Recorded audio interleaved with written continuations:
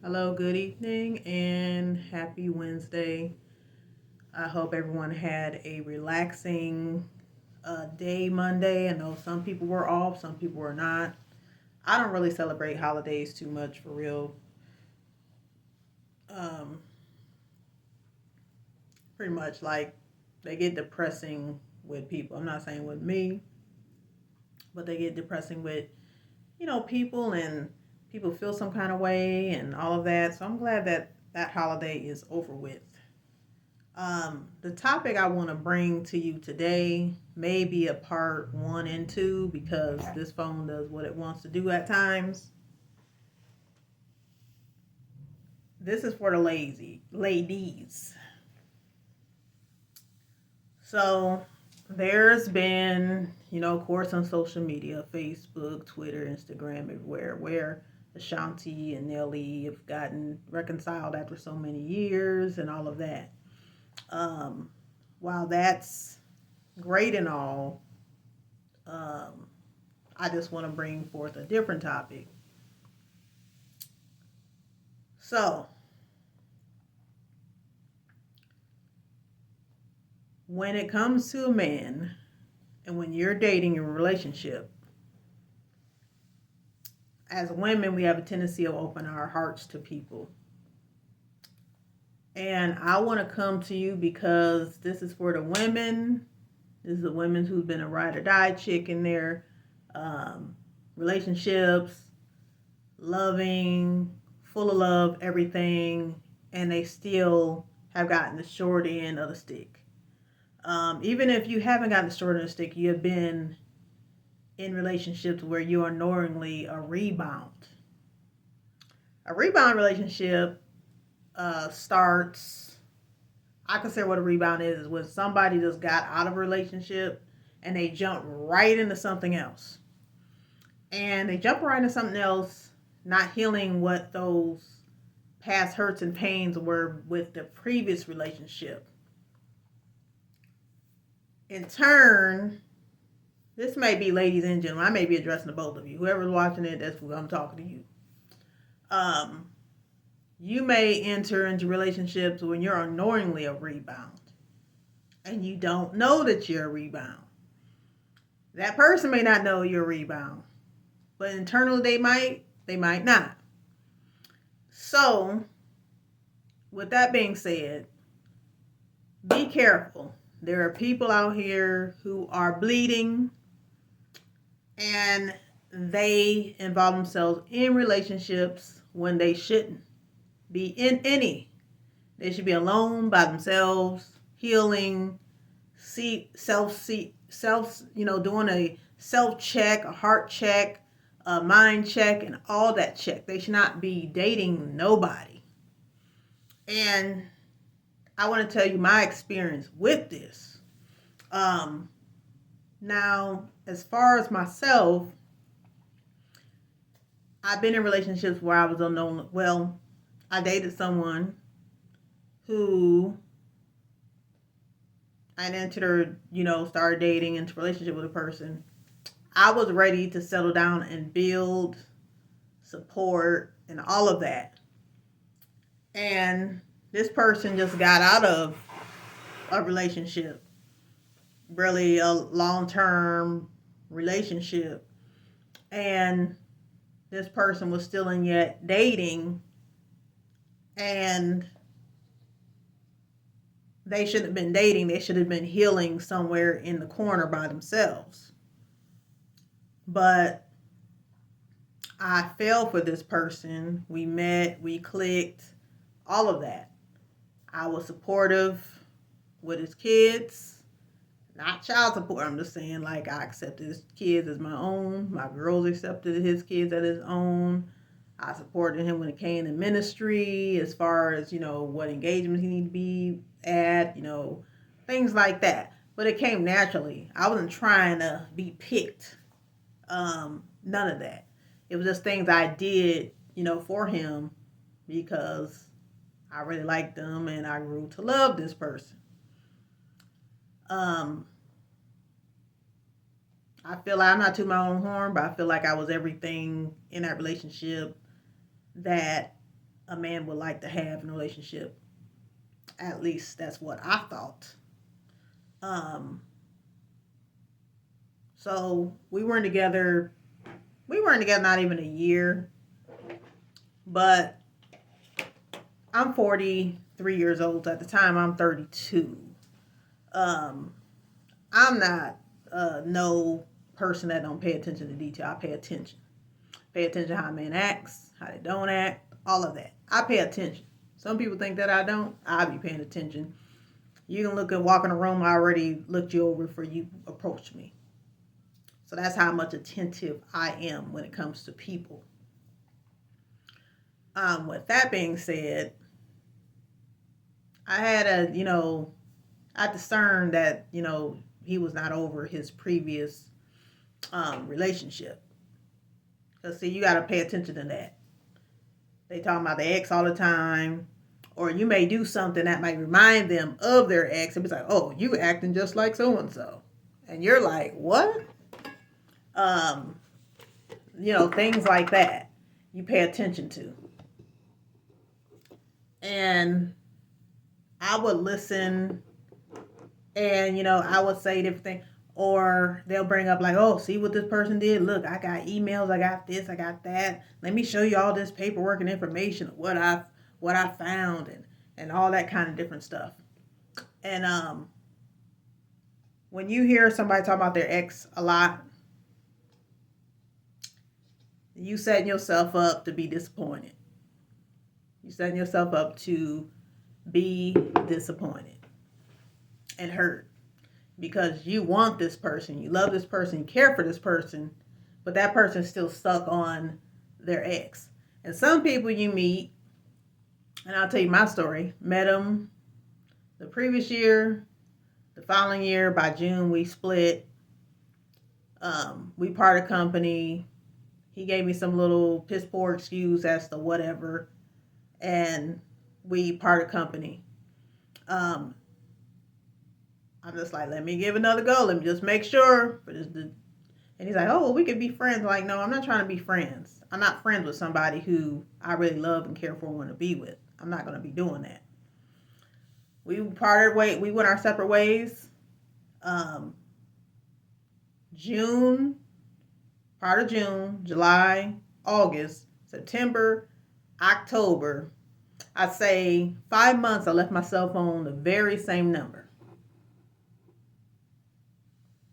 He didn't call me not one time. He knew how I felt about him.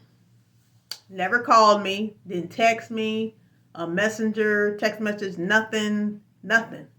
Better yet, he was already dating as soon as he left my way. He was already dating. On dating profile, already dating everything.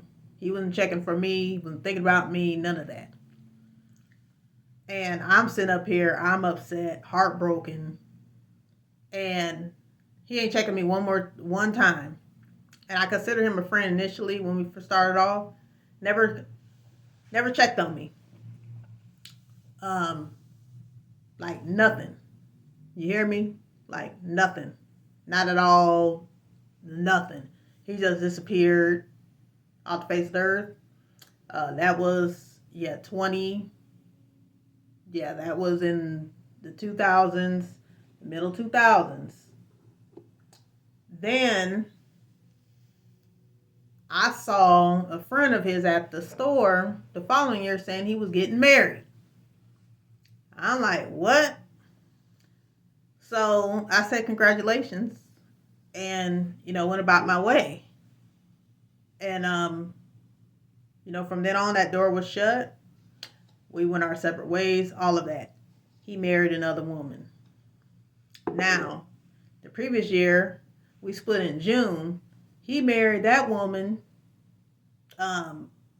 the following year. Not in the same month we split, but he married in July the following year. So it wasn't like, he was with me June. Last time we were together, June of 2013. And he married this woman July of 2014. So married her a little over a year after we went our separate ways. So look at that. To me, and this person actually reached out to me, but to me, I was a rebound. I was just like a stepping stone to get to something else. That's all it was. And men won't admit that, but I know what I was. Because I know what I was, and I wouldn't be saying what it is. And I can tell you that, some men will come back and apologize. The way I was done was unfair. Not so much leaving part, people do what they want to do. But the way I was done was unfair. Never got an apology.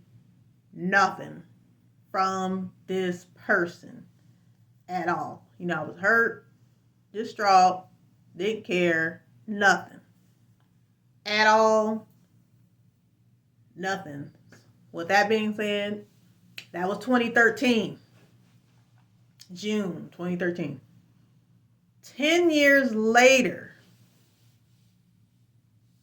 they're reaching out to me, apologizing to me the way things went. But I feel like, okay, if you don't believe, if you didn't think of me, 10 years ago, why are you thinking about me now?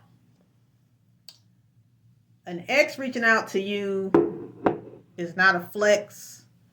It shouldn't be looked at as something special. None of that. Because when an ex reaches out to you, they're reaching out to you because whatever that they got themselves into, or whoever they came or got with after you, that plan is not working out in the way that they wanted to, and that's why they're reaching out to you. If they were in blissful, heavenly with their, say, girlfriend, their spouse, or whoever they're with, they wouldn't be contacting you. You wouldn't even never got an apology. I'm talking about myself. I would never got an apology if that person was not having issues and I'm greasing my scale while I'm doing this video. I never would have got an apology about nothing, about anything. Nothing. I wouldn't have been a memory, a thought, or anything. Nothing, ladies and gentlemen. That's why you have to be careful. People, getting in relationships, bleeding on people, using people as toys, placeholders, and all of that. And I wanted more kids, right? So I'm just like, well, I had 3, so I wanted more children. And he was adamant that he didn't want any more. Well, 10 years later, guess what? He got 3 kids, 3 more, plus 1 in a bun. And I just feel like when it comes to apologies, it should be of sincerity and honesty. I believe that apology was 10 years too late. I need that apology when I was hurt, when I felt broken, disappointed, everything. I needed that apology then. I needed that console or words of affirmation then. I don't need that at 43, almost 44 years old. I didn't need that. So when someone apologizes to me, I be careful about the apology because I don't accept everyone's apology. Because you can be like, I'm sorry, but no. If there's a but after that apology, that means they're not sorry, but whatever they said or whatever they did to you. They're not. And exes, they only think about you when they've been duped or hurt themselves or disappointed by who they're with. Besides that, they wouldn't be thinking about you. And that's what I told her. I was like, you wouldn't be thinking about me if you wasn't having hell's bells with who you're with now. You wouldn't be thinking about me. You wouldn't even give me a thought. Thankful for the apology a little bit. Not really. Because that apology is long overdue. So again, an ex reaching out to you is not a flex. Some men just reaching out to you because you were good in bed and pretty and good in bed, and they probably trying to see if they can get some of what they haven't had in years.